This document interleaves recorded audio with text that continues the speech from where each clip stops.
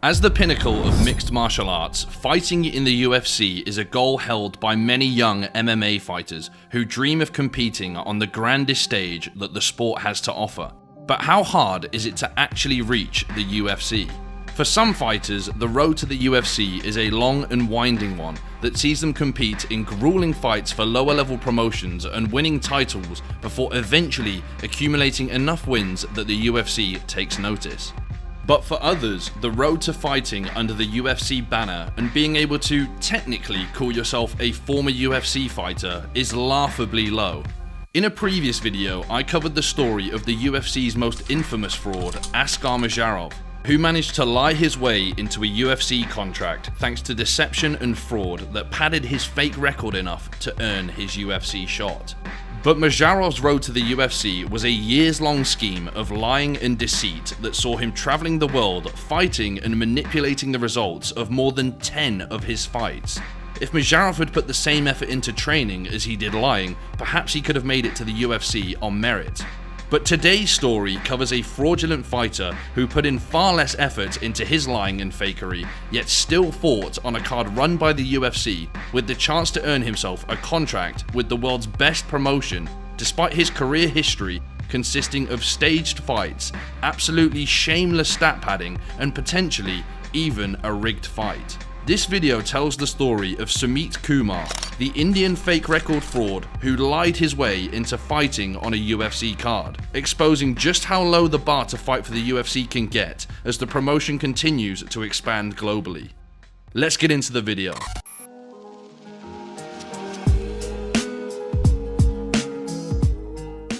In 2024, the UFC is a truly global empire that has featured fighters from all corners of the globe, with MMA spreading like a virus in ways that not many other sports have been able to do. And one nation that appears to be catching the MMA bug is India, which has seen the sport emerge from obscurity to a sport on the rise, with local promotions sprouting up and interest in the UFC increasing rapidly. Although yet to produce a high-level UFC contender, India has produced multiple fighters who reached the top level and signed with the UFC, including Anshul Jubli, who was the winner of Road to UFC Season 1, and Pooja Toma, who in June 2024 became the first Indian to ever win a UFC bout. With a population of 1.4 billion people, if MMA continues to grow in popularity, it's not hard to think that we could one day see an Indian UFC champion. But there remains a long way for Indian MMA to go before that becomes a reality.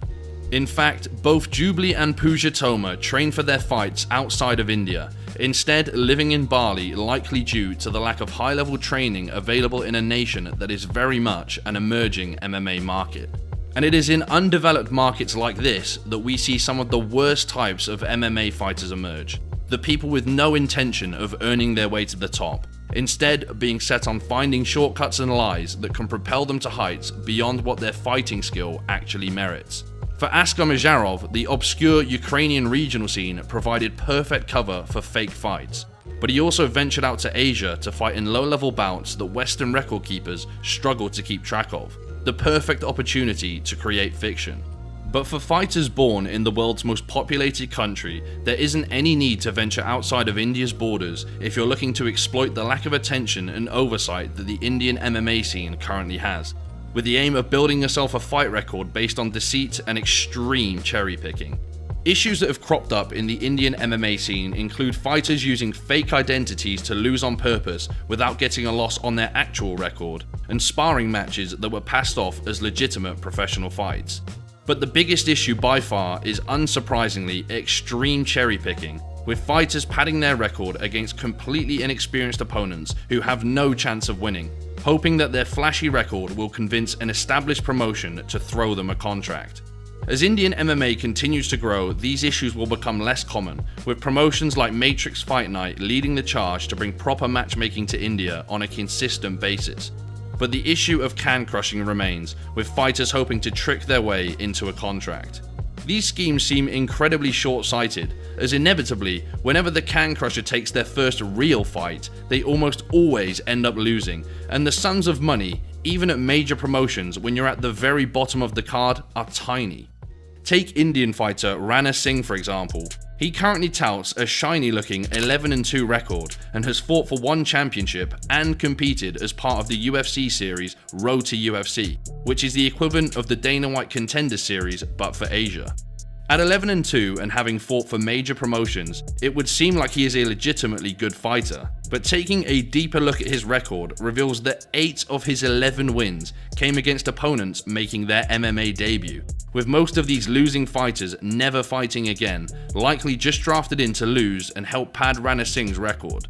But the satisfying thing about lying in MMA is that while lying can get your foot in the door, eventually you have to prove your skills. And when Rana Singh was asked to prove it by Brave Combat Federation, who matched him against a non-Indian fighter with a 5-0 record, Singh was promptly TKO'd in less than 2 minutes.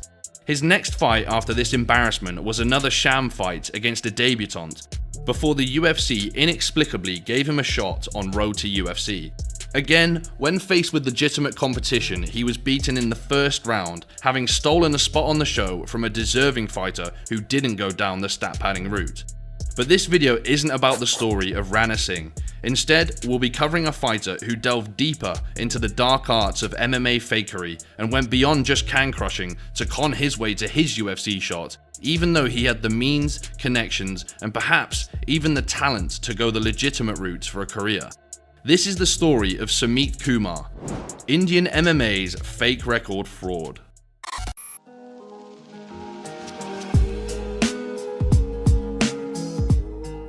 There's not many details on the early life of Sumit Kumar, but looking at his Instagram we can see that martial arts have been a long-time passion, with photos of a 17-year-old Sumit competing at international wrestling tournaments representing India and even winning a gold medal. From these early pictures we can also clearly see a guy in great shape sporting a tattoo of the Olympic rings on his arm.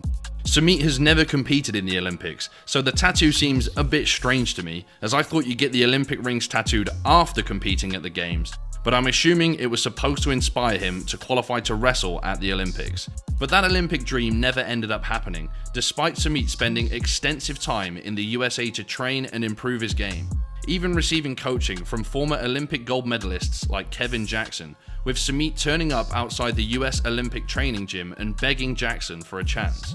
Now this is a completely random tangent, but I found it too funny not to include when looking through Sumit's Instagram. He posted this innocuous picture of him training in the USA, clearly wanting people to see him looking jacked at an American training center.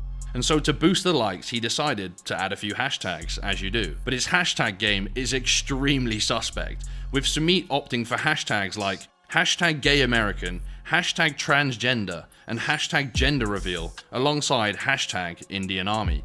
Sumit is not transgender or American, and I don't think he's gay, but sometimes you just need a few likes on Instagram. Anyway, Sumit would eventually opt to make the transition, and no, not that transition, moving over from wrestling to MMA, aiming to utilize his wrestling background while developing the rest of his MMA game, with his Olympic dreams now seemingly off the cards. Sumit was spending extended periods in the USA training, despite apparently being from a poor family, so I'm not sure how he was affording everything, but he would even start his MMA career in America, albeit in the amateur ranks rather than as a professional. Sumit would train all over America and rubbed shoulders with the likes of 6-time world wrestling champion Jordan Burroughs, gaining experience that 99% of fighters from India could only dream of. Aged just 18, Sumit would win his first amateur MMA bout in Nebraska against a fellow debutant, but he lost his next fight 3 months later before rounding out his amateur career with another win against a debutant to leave his amateur record at 2 wins and 1 loss. During this period where Sumit was living in America, he would spend time training at Team Alpha Male with the likes of Uriah Faber, even nicknaming himself the Indian Kid in honor of Uriah. 2020 was the year Sumit decided to turn professional in MMA, but he would make the decision to leave America for the time being and return to India to begin his career. Possibly to be closer to family during the pandemic, or possibly because fudging his MMA record would be much easier to pull off in India. I guess we'll never know. Sumit Kumar's professional debut came in October of 2020 against Prakash Raut, and Kumar would emerge victorious in the very first round. This fight took place in what looks like a gym with no crowd, but it was filmed and uploaded to YouTube as evidence of Sumit Kumar's professional debut and the first brick in the road to UFC superstardom. But mysteriously, this video is now private on YouTube, and I was only able to retrieve it thanks to the Wayback Machine, which archived the video prior to it being privated. Now, why would Sumit Kumar, or the Hero MMA organization that ran the fight card, want the video private? Well, the deceit behind Sumit Kumar's record began from the very start of his career. His opponent on the night in Prakash Raut wasn't actually named Prakash Raut. His real name was Mukul Anand, but he was fighting under a fake name, so this inevitable loss to Sumit would end up on his fictional record rather than his own real record. Now, this is a bad look, but you could argue that Sumit had no idea his opponent was faking his identity and is completely innocent. On the other hand, if Sumit did know, and that is not out of the question given the path he would later take his career, it begs the question of whether his opponent was even paid to lose. That's an extremely serious allegation to throw around, and it's not one that I make lightly, but MMA record-keeping service Tapology, who are far deeper in the weeds on this stuff than almost anyone in the world, have this fight flagged on their database as ineligible, with the note that Mukul Anand, or Prakash Raut, the opponent, had previously admitted to losing a fight on purpose for financial gain. Given how low level this fight was, we may never know if Sumit Kumar knew about his opponent's fakery and whether the opponent was paid off, but it is a horrendous look for him in his debut given what comes after. But this fakery went undiscovered for the time being, and Sumit stood with a 1-0 professional record, ready to move on and progress his career. His next fight would arrive just 2 months later, and after they found him a fake opponent who was possibly paid to lose, Sumit would fight again for the Hero promotion in the same gym against a fighter making his debut. I couldn't actually find full video of this fight, but I was able to find this clip showing Sumit wildly swinging on an opponent who looks hopelessly outmatched, eventually getting the stoppage. Sumit's opponent would never fight again after this debut bout. Sumit, on the other hand, was back in action just 5 days after this win, with a fight on Christmas Day against an opponent with a 2-win and 1-loss record. Sounds like a fair matchup on the face of it.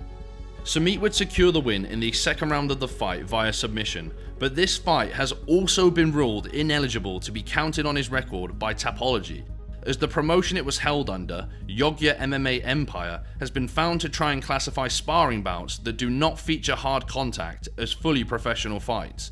This does not mean that Sumit's fight itself was a sparring match, but the promotion he fought under is disreputable enough that Tapology does not count any fights from Yogya MMA as legitimate, and the promotion would host only one more event after this before ceasing to exist, now that it could no longer be used as a vehicle to pad records with fake fights. Video does exist of this fight, and in my opinion, this one was a real fight, as Sumit certainly looks to be going for the knockout, so perhaps he is a victim of the promotion's bad reputation here. But either way, 2 of his first 3 fights are not counted by Tapology as real wins, and his Tapology record was just 1-0. For Sumit's next fight, he would go back to the ever-reliable and prestigious The Hero promotion to compete in the gym again, with The Hero managing to find Sumit a fight against another debutant fighter in Rakesh Bagri, who was promptly submitted after just over a minute of the fight. His opponent looks much smaller than him, and unsurprisingly, he would go on to never fight again, with his loss to Sumit Kumar being the only fight on his career record.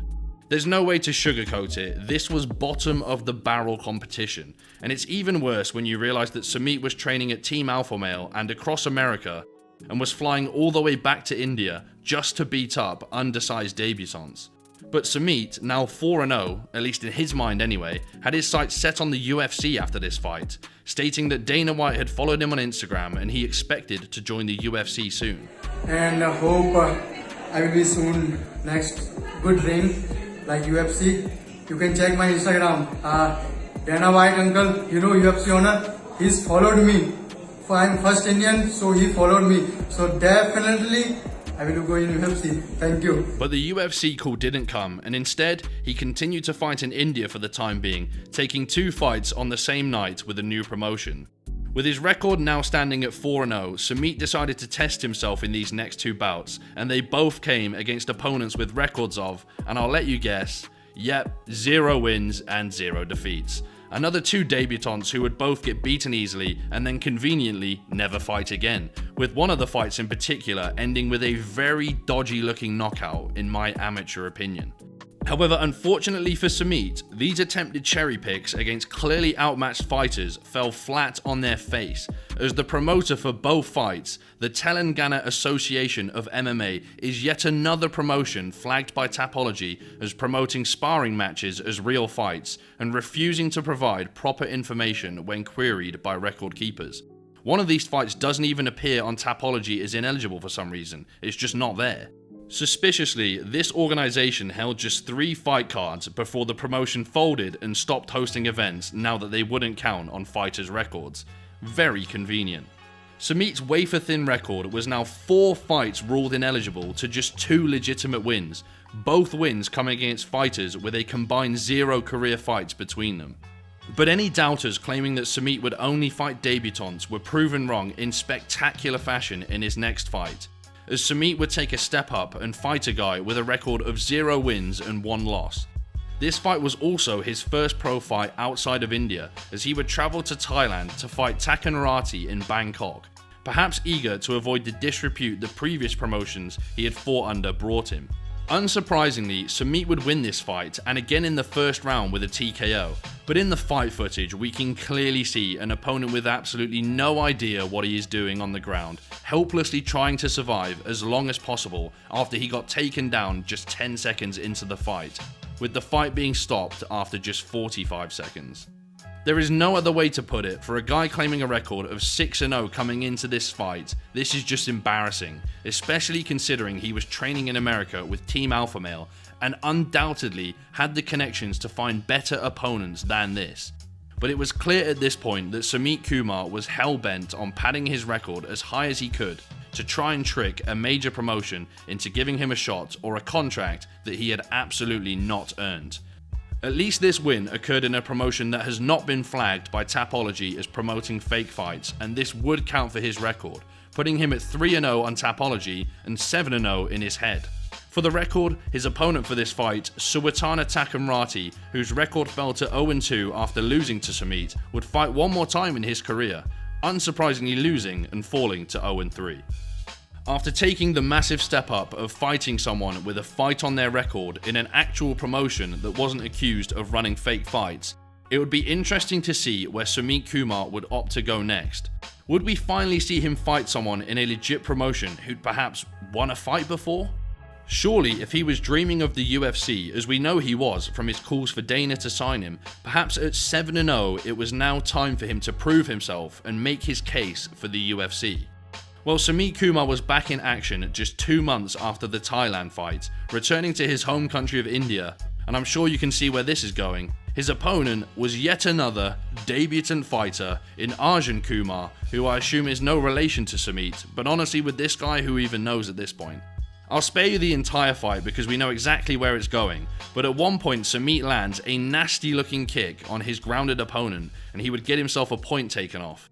Fair play to his opponent because he would fight on after a break to recover, before tapping very quickly to a guillotine choke not long after.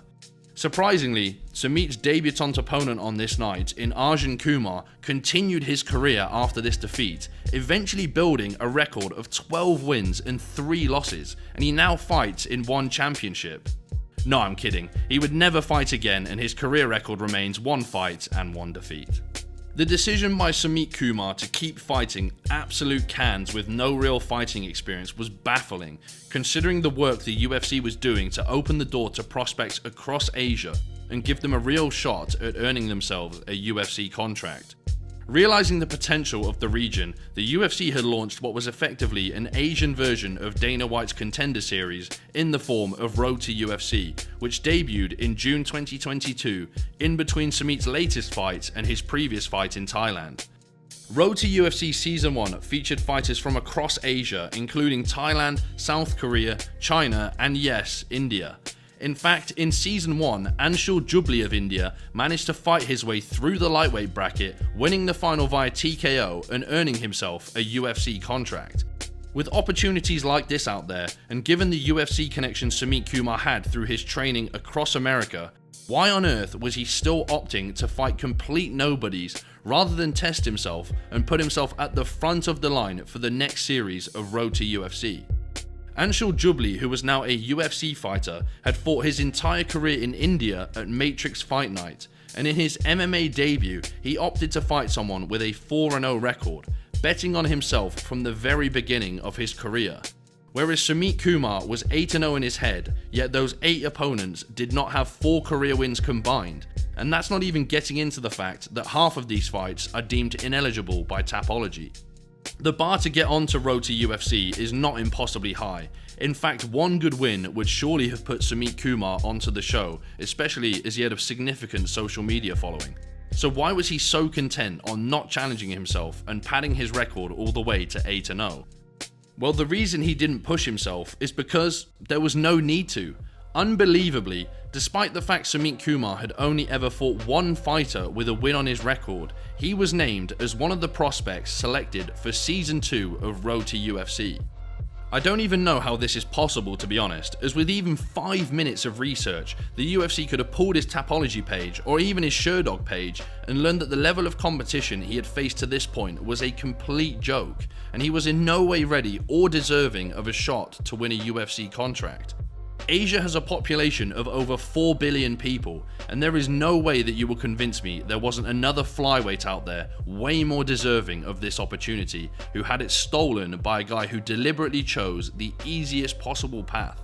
Now this is the part where I want to get your opinion. Road to UFC Season 2 was obviously hosted and ran by the UFC. It was promoted by the UFC, it was shown on UFC Fight Pass, and it was presented in the same way as any other UFC card. Does competing in this show technically mean you have fought for the UFC, and can you call yourself a UFC fighter?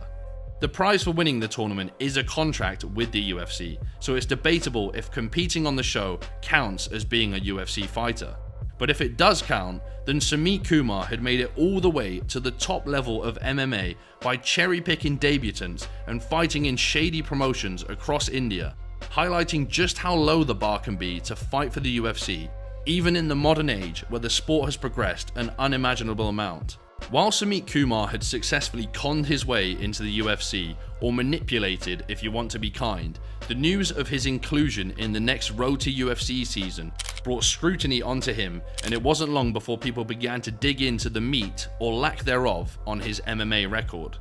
On April 23, 2023, a month before Road to UFC was going to air, Bloody Elbow released an expose on Sumit Kumar, detailing all of the controversies and cherry-picking behind his shiny record of 8-0 that even the UFC was touting. This included exposing the Prakash Raut scam of a fighter using a fake name to lose, among the other issues with his record. This article also included a quote from Indian MMA insider Rahul Chhabra, labeling Sumit's UFC shot as an all-time low for Indian MMA that could convince other fighters to follow the path of deceit to try and make it in MMA. But despite some of the media bringing Sumit's deception to light, he would go on to compete in Road to UFC Season 2, finally ready to make the step up and fight some real competition. But this is the point where these schemes of lying begin to make no sense. At least in boxing, you have a shot at BSing your way into an actually lucrative fight that could pay substantial money.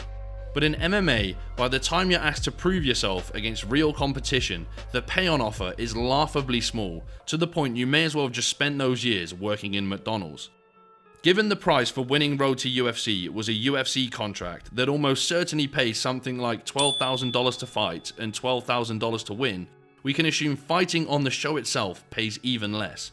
So if Sumit Kumar couldn't hang with actual competition, his payout for this years-long run of fraud and deception was likely to be less than $10,000, which is not a substantial amount for a guy regularly flying to the US to train with Team Alpha Male. On the other hand, perhaps he was legitimately good and now was his chance to prove it. His first bout in the Road to UFC flyweight tournament came against Seung Guk Choi, a South Korean fighter with 6 wins and 2 defeats, who had made it to the finals of Season 1 of Road to UFC before losing. Guk Choi's 6 career wins meant that he had double the wins of all of Sumit Kumar's previous opponents combined. But Guk Choi hadn't overcome the insurmountable odds Sumit Kumar had faced on his epic road to the UFC. A fact that was recognised by the UFC broadcast, who inexplicably gave Sumit Kumar the edge in desire. as he'd shown how bad he wanted it by flying across the world constantly to find mismatches while training in California. It was finally time for Sumit Kumar to prove himself, and well, honestly, you might have been expecting him to get absolutely smoked given his embarrassing level of competition. But let's not forget, Sumit does have a strong wrestling background, honed for many years when he was hoping to make the Olympics. Additionally, he had been able to spend over a year training with Team Alpha Male, even being announced as fighting out of Sacramento, California. Sumit was actually able to hang in round 1, landing 4 takedowns, but he wasn't able to do much with them, and he definitely lost the round in my opinion. On the feet, his striking technique was poor and erratic, missing wildly with punches over and over, in particular missing an overhand right that he would overcommit to and nearly fall over, leaving his head wide open for a knee every time. This is something Guk Choi would begin to exploit as the fight progressed, and the karma of the pathetic competition he had faced would also come back to bite Sumit Kumar in the ass. Due to his extreme stat padding, he had only ever gone past the first round once in his entire career, and he was clearly not used to pacing himself in high-stakes fighting conditions like this, with adrenaline flowing through his body, and his energy would begin to deplete significantly, allowing Choi to comfortably counter-strike and start landing heavy blows.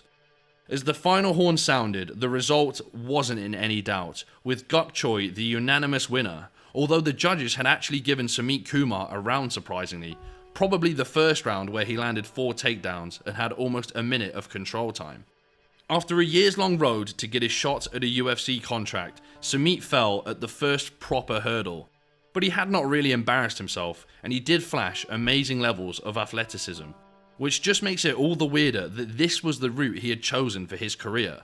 As with his wrestling background and great athleticism, it wasn't impossible for him to beat legit opponents and make it maybe one day to a major promotion on merit, given that he was only 22 years old. If Sumit had decided to stop doing shortcuts and instead doubled down on working hard and improving his striking while getting proper fight experience at lower level promotions, it may have served him better than lying his way into a UFC shot and getting comfortably dismantled by his first real opponent. His road to UFC bout took place on May 27, 2023, and it seems he took this loss hard, as it was more than a year before we would see him fight again. In fact, when I started scripting this video, he hadn't fought again at all, and it's only recently that he's returned to the cage at the end of July 2024. However, in the time between these fights, he has kept training regularly at the UFC Performance Institute in Shanghai, looking to improve and earn his way back to the UFC. And in his latest fight, it brings me great pleasure to announce that he decided to fight someone with a winning record in Yunus Day Atu, a fighter with a 3-0 record. However, judging by the only clip of this fight that I could find, I'm not sure if Yunus represents any meaningful step up in competition. Also of note, this fight is not listed on Tapology and is only on Sherdog, with Sherdog only showing the details of just 2 fights from this fight card.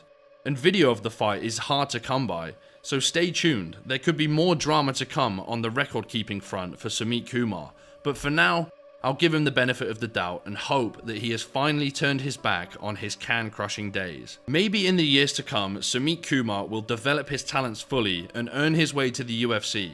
Age 23, it's definitely not too late for him to build a real career on strong foundations.